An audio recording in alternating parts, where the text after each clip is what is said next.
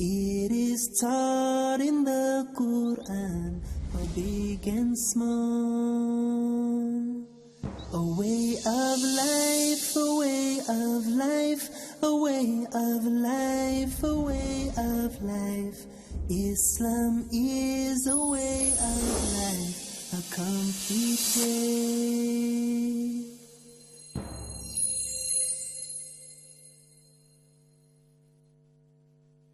Welcome to this episode of Tell Us About Islam. Tell Us About Islam. I'm Yusuf Estes, and my guests today are very special. And if you'll notice, we only have girls on our set today, and there's a reason for that. Let me first introduce the girls, and then I'm going to tell you about that. Zia, introduce yourself. Your name is Zia? Yes. And how old are you? 11. 11. And your name is? Ambreen. Ambreen, and she's? 10 years. 10 years old. Over here we have? Asna. Asna. Tell us how old you are. 9. 9 years old, okay. Fatima. And Fatima is also 9, right? Yes. Yeah. Now, these girls all attend the same school, right? And it's called what? Islamic International School. The Islamic International School. So we want to find out, what do they teach girls in the Islamic International School? So we just have girls with us today, and I'll let you choose a subject. You can tell what subject you want to talk about. Tell us about marriage. Marriage, whoa, whoa. Whew. All right, yeah. I think maybe I'm going to ask you girls some questions. What are they teaching you in the school about marriage? Sia. Now, what do they call marriage in Arabic? What's the word when somebody gets married? What do they call it? Nikah. Nikah? Okay, that's right. Nikah. And the nikah is what? It's when a girl, she signs a paper that she wants to get married to somebody. Okay, that's very good. In the Western world, when they start talking about marriage and things, sometimes they will say, well, I just want to live with the boy for a while, find out what he's like, and then maybe I'll get married. Does Islam allow that? Like they can live together and not be married? No way. Of course not. But we do want the girl to have a good marriage. We want the boy to have a good marriage. So what we find in Islam is that there has to be parents involved to help them to decide, but not force them, of course, but to help them decide. So the father, he has to play a very active role. This means his father, he has to know his daughter. He has to know about her, what she likes, what she doesn't like. And he has to know about the boy, too. He has to investigate, find out what does this boy do, what he doesn't do, is he a good boy, does he pray on time, so and so and so. And in his investigation, he's going to find out some other details about maybe some bad habits he has. So he can tell her, by the way, my daughter, I have checked out this boy. He seems good. He's very nice, good in sports and things. But he has a bad habit of talking back to his mother too much. What do you think about that? And then you would decide, do I like that idea or not? So these are the kind of things that we have to tell. Because in Islam, we're not allowed to talk about people. We really can't. We can't say this person does this and that and so and so. Because it's against what Allah says in Surah 49, Al-Hujurat. We're just not allowed to do that. Except on occasions like this, because in a marriage we have to know. You're going to spend your whole life probably with this man. Which brings me to another question, and I need to find out. What do you call the position of the father when he's being like the chaperone for his daughter, taking care of her to be sure she gets married correctly? What do they call that in Arabic? Anybody know? What? Wali. Wali. Wali means a protecting friend, somebody really close to you is protecting you, looking out for your best interests, and guarding you while you sleep, and covering your back in a fight, all that kind of thing. This is wali. It's a very important thing. Now, Allah tells us that He is the wali for all of us. For the real believers, Allah is our wali. In the Quran, He also tells us, don't take non-Muslims to be walis. Some people thought it meant friends. It doesn't mean friend. It means the one who's guarding over you. So this means that if the girl's father is living, he must be the wali for her. But what if he's not living? What if she doesn't have a father? Who could be the wali? Her brother. Her brother? Yeah, her brother could be, if he's old enough. He has to be full grown, though. He can't be a little boy or something. Grandfather. The grandfather could be the wali if he's still alive. Yeah, they're very good. What do you have? Her uncle. Her uncle. There's another one. Zia. Her son. Wait a minute. How could her son be the wali? She didn't even get married yet. Because her husband is dead and she's marrying a man again. Oh, so if her husband died or if they got divorced, then a grown son could be her wali? Yeah, you're right. You guys are too smart. So a wali, yeah, that makes sense. Now what if she doesn't have a grandfather, a father, an uncle, or a grown son? She has no wali. Did you know that? If anybody else takes this job, and we can get somebody else to take it, but he's not called a wali. He's called a wakil. Did you know that? So the imam of the masjid can act as a wakil for a sister. Some of our sisters, especially in the West, they enter Islam, but nobody else in their family is a Muslim. And a non-Muslim cannot be a wali for a Muslim. They just can't. This is an ayah in the Quran. So what could she do? That's when she needs a wakil.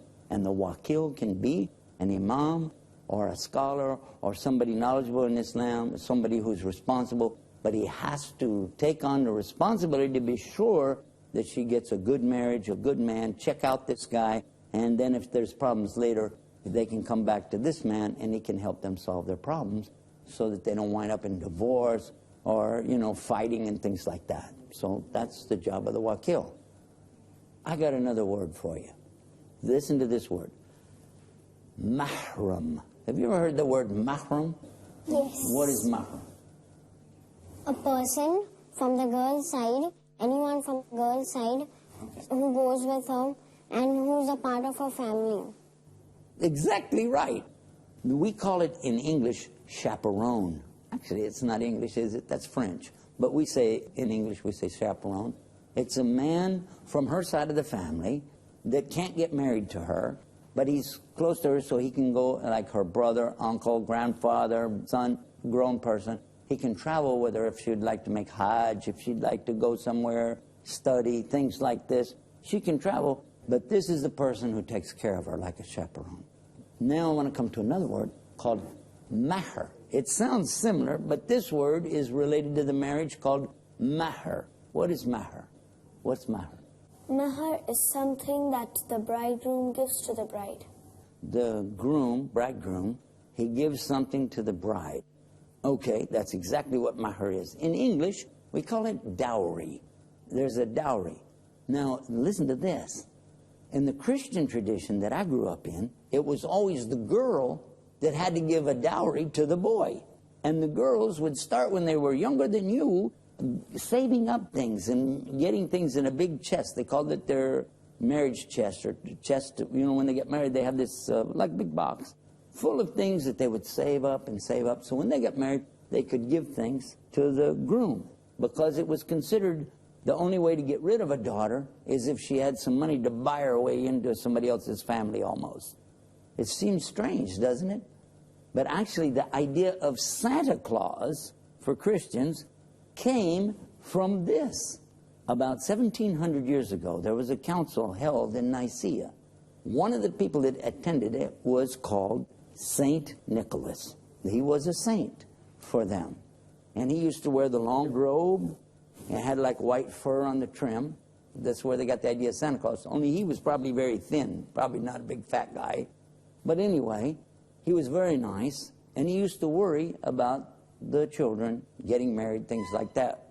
And when he knew that there was one man in his community who had 2 daughters, and they were full grown, but nobody would marry them. Why? Because they didn't have any dowry. And no man would marry a girl if she didn't have any dowry. If she doesn't give me money, why should I marry her? This is what they did. So somebody donated to the church a bag of silver. And he had this bag of silver. So when he was walking past their house and he saw the window open, he didn't want to embarrass the man by just going and saying, here's some silver to give to your daughters, you know, because he would be embarrassed. No, I don't need it, thanks anyway, you know. That's what he would do. So he threw it in the window. And when he did, that's where they got the idea of Santa Claus with a bag of goodies coming down your chimney. They changed the story so much, it's hard to recognize the story. But the story they tell us that actually started all this in the beginning was over dowry. They didn't have money to get their daughters married because the daughters had to give dowry to who? To the men. Oh my God.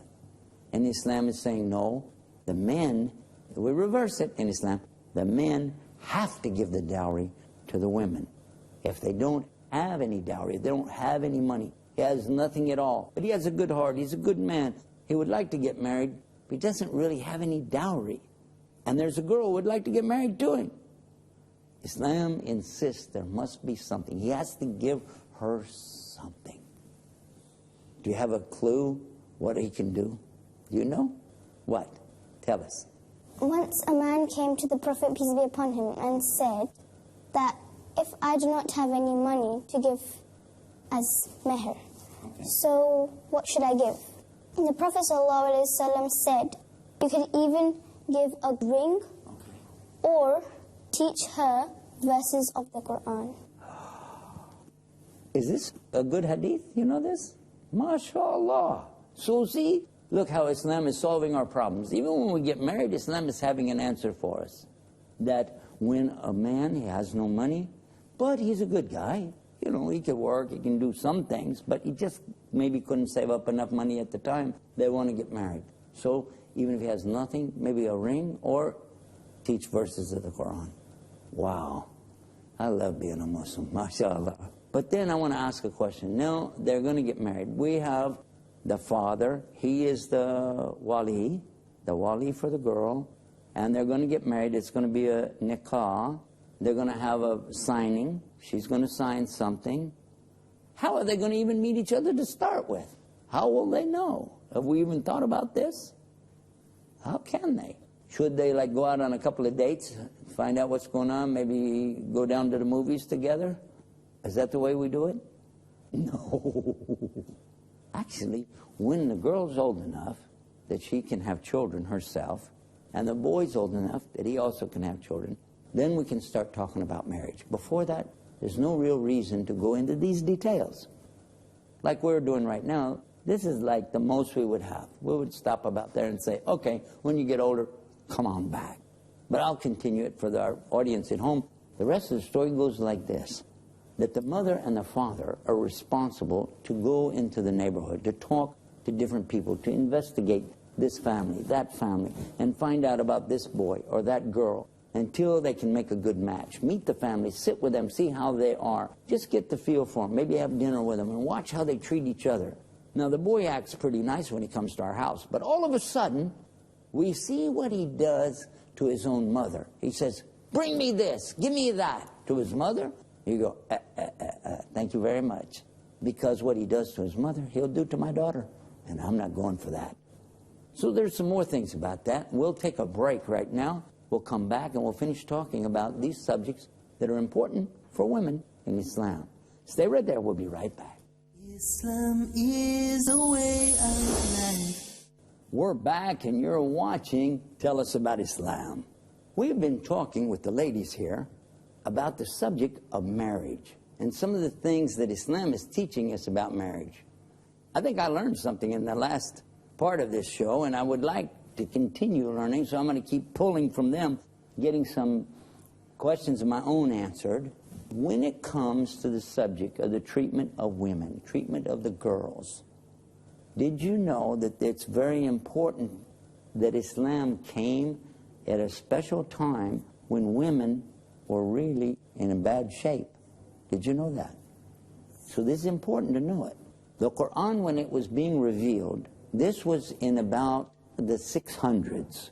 On the Christian calendar, they call the time the 600s, or the 7th century. In the Arabian desert, where Muhammad ﷺ lived, there was a bad custom. I've talked about it before, but what they used to do is take the little baby girls, when they were born, and bury her in the sand, in the hot, burning sand, and let her die, a brand new baby. Now, this is unbelievable. Nobody can even believe it. If you say that today, would you believe it? If somebody said they did that, I can't believe it, because it's beyond anything I can imagine, and yet it was common. It was so common, if a man didn't do it, some of them didn't do it, obviously, or else they wouldn't have had any girls. But the ones who didn't do it, they would look down on him like, oh man, he's not a man. Really? Now, that's how bad it was. And this, before we even talk about, they used to beat them, whip them, trade them, and buy them and sell them just like cattle, like sheep, like goats, and even put them in a pen, and like in a tent, just be women over there. And so today, some people think that this is Islam. Even some places you go, you'll see people do things like this. But did Islam really say that? According to the Islam that I studied, no. Is that what they're teaching you? That men and women both have rights, don't they? Okay, good. I want to know if they're teaching you the right thing. I think they are. In fact, I know they are. Or else we wouldn't be on TV talking about it, would we? But when we talk about the Quran and what it teaches, one of the things that we find right away is the way Allah answers questions about boys and girls.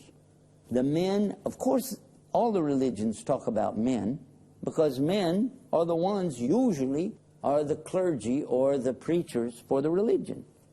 So it's normal that there will be a lot about men, but what about the girls? I want to compare this for a minute to the Christian religion. In the Christian religion, at the exact same time as the Quran was coming, they had a council, a special council in the Vatican in Rome. And in that council, they convened it to ask one question. This was in the 7th century. It's in the Catholic history book that they had a council, brought all these big priests and bishops together, and they wanted to decide on what? One of the things they wanted to decide, does a woman even have a soul? Can you imagine this? Meaning she's not even equal to a dog or a cat. That's what they were saying. Alhamdulillah, they decided she had one. But when we talk about the Quran is clear on this subject. Oh, mankind. Now, when we say mankind, it has the word man in it. But in Arabic, it doesn't. The word for man in Arabic is rajul. The word for women is Nisa. nisa. The word for human beings is insan. It doesn't sound like rajul, does it? It sounds a lot closer to women, doesn't it? And as a matter of fact, the word for human being is also related to the word forget, because human beings were created to forget. Now, men and women alike, all of us have a soul. We have a ruh. It's called ruh, our soul or our spirit, right? This spirit is from Allah. After Allah formed the clay, which is Adam, He blew life into him, and they put a soul into him. The angels and Allah, they make sure that he comes out with this beautiful body, nice soul. And about that, Allah said, لَقَدْ خَلَقْنَا الْإِنسَانَ فِي أَحْسَنِ تَقْوِيمٍ. And it means that Allah is saying that for sure He created human beings, insan, taqweem. What is taqweem? The best shape, the best form, the best mold. So we know Allah started human beings in the best way. He didn't say rajul. He could have, because Adam is a man, but He said insan. From Adam comes Eve, his wife. Now notice this. Now this is nice. In Hebrew, for the Old Testament, and in the Aramaic of the New Testament, and in the Arabic of the Last Testament, the Quran, all of them mention that Eve, or Hawa, is created from what part of the body of Adam? It's very clear what part. Rib. The rib. The bone in the side here, right? Now notice this. This is what I like about the monotheistic faith of Judaism, Christianity, and Islam. All of us, we know Adam is the first one created from dirt. But the woman, Allah didn't create her from dirt. She created him from Adam, created her from Adam, but from the bone, where? In the middle.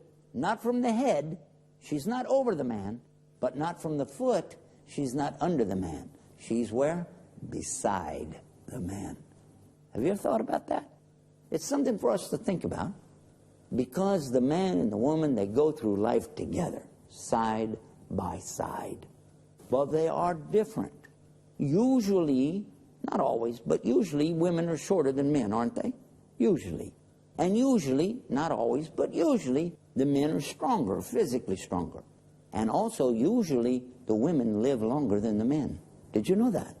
Well, this is common. It doesn't matter what religion you are. These are the common things. Now, who created us? Allah. Allah, God Almighty, the only creator, created human beings. So who should be the best one to know? Shouldn't He know more than we do? Yes. If there is a God, and if He did create us, then He has to know more about us than we do. And that's why He sent this revelation down to us. That's why He sent the Quran for us to follow. And He sent something like it, which is the Sunnah of Muhammad sallallahu alaihi wasallam. Some of the issues that many of the women ask me today, they say, well, why can a man have 4 wives? But a woman, she can only have 1 husband. I ask them, do you really want 4 husbands? They say, no, I don't want 4. I don't even want the one I got. Many times they're laughing, you know. They say, this guy's too much. So why you want 4? But actually, the truth is, they used to have no limit on how many wives they could have. Then it talks about this to the believers. It says, and marry other women of your choice. Why it says, and marry other women? Because the verse before said, don't marry orphan girls. Because people used to do that. Even if a little 3-year-old girl's parents were dead, then somebody would say, I marry this girl. Oh, yes, they didn't have any law. And I'll take all of the wealth that goes with it. It wasn't for anything more than to get the money. You see? So this became a prohibition. Verse 19 says you can't marry a girl until she's old enough, because she has to decide. You cannot inherit women against their will, is what it says. So now we come back and look at this. We realize that you can't marry orphan girls, you can't marry little girls, you can't marry a girl against her will. Marry other women of your choice if they want to get married to you. But how do you marry them? Ithna, thalatha, arba. 2, 3, 4, if you can treat them equally. But if you can't, marry only wahid, one. Only one. So now we see that, oh, this is a new restriction. Not only you can only have 4, some of them had to get rid of their wives. They had more than 4 wives. Did you know that? Some of the companions, when they got in Islam, you mean I can't keep my 16 wives? No. You can only keep 4. But if you can't treat them equal, you can only keep 1. So this was something new to them. And they didn't rejoice like some people said, oh, they got all excited. Oh, we can have 4 wives. No, they had plenty of wives. There wasn't a problem. The problem now is you can only have 1 unless you can treat them fair. And how hard is that? Very few people can do it. But some can. And what if a woman didn't want to be married to a man who has another wife? Can she get a divorce? Yes, anytime. Because we have another chapter in the Quran about divorce. And this never happened in any other revelation. We have a whole chapter. Plus, from Quran, in the beginning to the end, we find what to do in the case of a divorce. Being fair to the woman, giving her something nice, being kind to her, treating her good. Don't say bad things about her. She doesn't say things about you. If you want to go your separate ways. In verse 35 of the Quran, in chapter 4, it tells you if they're about to get a divorce, let them first go to their family and try to work it out. Your side, my side, we're good. You know, but then if it doesn't work out, that's it. But at least you divorce in equity. And this is what Islam is having. Better than equality is equity. Because women are different from men. Women have different needs than men. But Islam doesn't forget that. Allah created both. And He gives what's fair to both sides. And maybe in another program we'll talk about more, but guess what? We just ran out of time. We're at the end of our program for today. Thank you, ladies, for being with us on this special version of Tell Us About Islam. So, from all of us to all of you, Assalamu alaikum. Peace. Do you know what Islam is? It's a way of life for all. It is taught in the Quran for big and small. A way of life, a way of life, a way of life, a way of life. Islam is a way of life.